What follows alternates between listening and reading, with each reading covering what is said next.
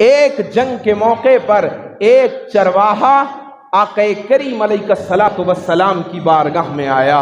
آنے کے بعد اس نے صحابیوں سے پوچھا کہ رسول اللہ صلی اللہ تعالی علیہ وسلم کہاں ملیں گے؟ صحابیوں نے فرمایا یہ جو خیمہ لگا ہوا ہے اس خیمے کے اندر آقا کریم علیہ الصلوۃ والسلام موجود ہیں۔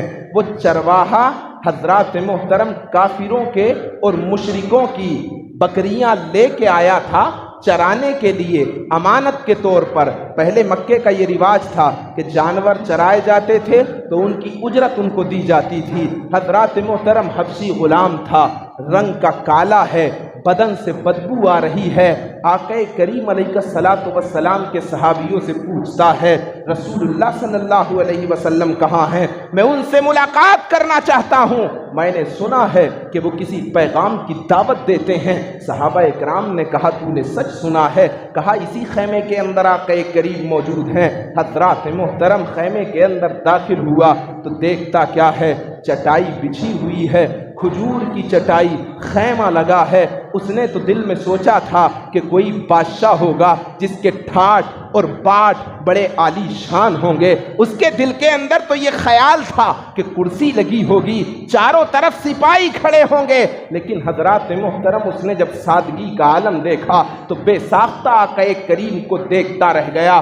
آقا کریم علیہ الصلوۃ والسلام سے فرمایا یا رسول اللہ صلی اللہ علیہ وسلم میں نے سنا ہے آپ کسی پیغام کی دعوت دیتے ہیں۔ کہا ہاں، میں ایک خدا کی عبادت کا پیغام دیتا ہوں، خدا ایک ہے، میں اس کا بھیجا ہوا رسول ہوں، مجھے مانو، اللہ کو ایک مانو۔ کہا اگر یہ اس کا اقرار کر لیا تو کیا ملے گا؟ کہا اللہ جنت کے اندر داخلہ فرمائے گا، اللہ رحیمی و کریمی کی نظر فرمائے گا۔ حضرات محترم ابھی آنے والا ہے، حبشی ہے، رنگ کا کالا ہے، چہرے سے اور بدن سے بدبو آ رہی ہے۔ حضرات محترم آپ ایسے انسان کو پاس بھی بٹھانے کے لیے ریڈی نہیں ہوتے کہ جس کے بدن سے تھوڑی بہت بھی اگر بدبو آتی ہو، لیکن کردار مصطفیٰ دیکھیے۔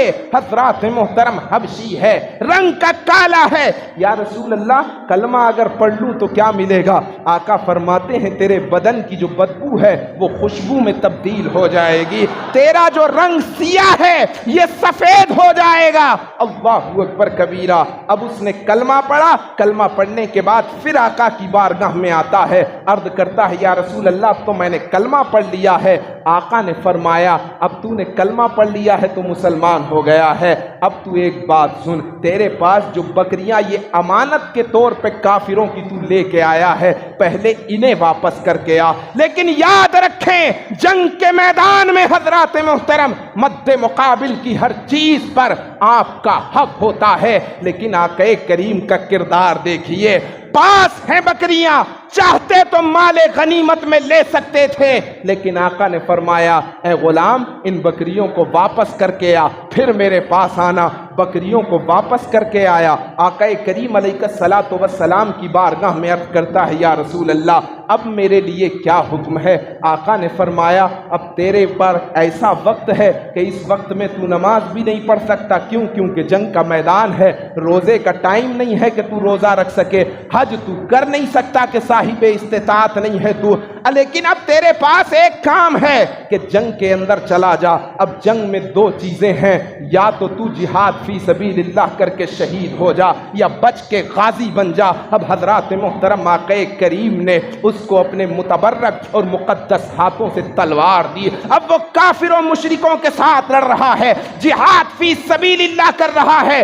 ایک وقت کی نماز نہیں ہے، ابھی ایک سجدہ بھی نہیں کیا ہے، روزہ بھی نہیں رکھا ہے، حج بھی نہیں کیا ہے، لیکن جیسے ہی اس نے آقا کریم علیہ الصلوۃ والسلام کے چہرے انور کا دیدار کر کے دل سے اور ایمان سے اور زبان سے آقا کریم کا کلمہ پڑھا ہے، وہ غوث اعظم سے بڑھ گیا ہے، وہ غریب نواز سے بڑھ گیا ہے۔ اب دنیا کا کوئی ولی اس کے مرتبے کو نہیں پہنچ سکتا، دنیا کا کوئی عابد اس کے مرتبے کو نہیں پہنچ سکتا، کیونکہ وہ صحابی ہو گیا ہے۔ حضرات محترم، اب جنگ کا میدان ہے، جب جنگ اپنے اختتام پہ پہنچی تو صحابہ اکرام شہیدوں کی لاشیں تلاش کر رہے ہیں۔